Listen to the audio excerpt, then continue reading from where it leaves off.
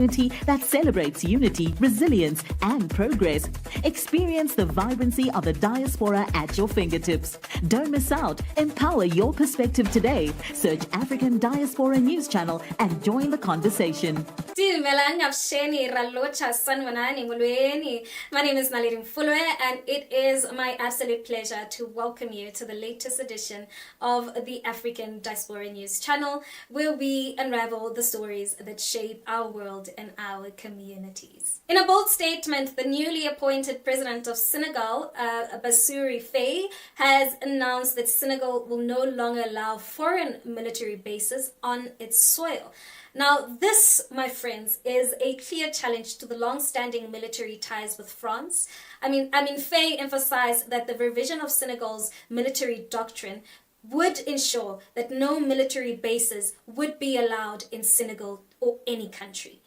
This decision, he insists, is essential to preserve the nation's power and freedom and actually take control over its own defense. Now, while the announcement comes amidst a broader wave of growing anti-French sentiment across the West and Central Africa, Senegal's stance, as outlined by President Faye, goes beyond the mere rhetoric. I believe it signals a redefining of relationships, and not only with France, but with all foreign powers. Faye reiterated that Senegal's future partnerships, especially with France, should be based on mutual respect and cooperation and not the presence of foreign troops. Let's have a look. As French people, could you imagine seeing us in your country with tanks or military vehicles, with Senegalese soldiers in Senegalese uniforms?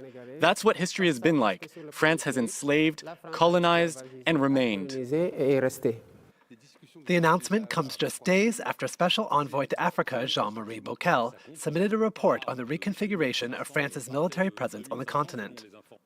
France planned to reduce its military presence in Africa, but not eliminate it, with soldiers in Senegal, the Ivory Coast, Gabon, and Chad. Nonetheless, Faye said he is not seeking to break all ties with France. Faye also welcomed Macron's overture regarding the recognition of the killing of Senegalese riflemen by French soldiers 8 decades ago. Today,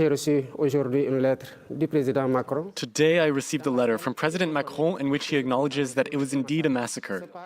This step of acknowledging the massacre should open the door to perfect collaboration in revealing the whole truth. In 1944, Senegalese riflemen who had fought to liberate France in World War II mutinied over poor conditions and lack of payment. French soldiers opened fire, killing dozens. A commemoration ceremony is scheduled for Sunday in Senegal. Macron has apologized for being unable to attend due to a scheduling conflict. Now, this is significant, right? I believe it's not just about the military bases. I believe it's about the power dynamics that these bases actually represent.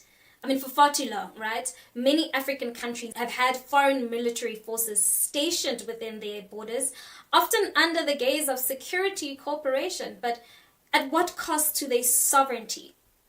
And in my view, right, I believe it's high time African nations start taking these bold steps to assert their freedom. We've seen it with countries like Mali, Burkina Faso, and Niger already taking similar actions and ending defense agreements with France in the wake of growing resentment against former colonial powers. And Senegal, with its proud history of political stability, is now taking its place at the forefront of this movement for self-determination. Now, what I find most striking is in President Faye's interview is his emphasis on re-establishing Senegal's relationships with global powers without the military presence. He pointed out, right, that Senegal's relationship with China, which is its top trade partner, is flourishing without the need for foreign military bases. And this speaks volumes. It shows that economic partners can thrive grounded in respect and mutual interest without the need for military intervention. And here, Senegal is setting an example of what it means to reclaim a nation's narrative and demand accountability for past injustices. And as a South African, I honestly can't help but draw comparisons to our own fight against the legacy of colonialism and apartheid.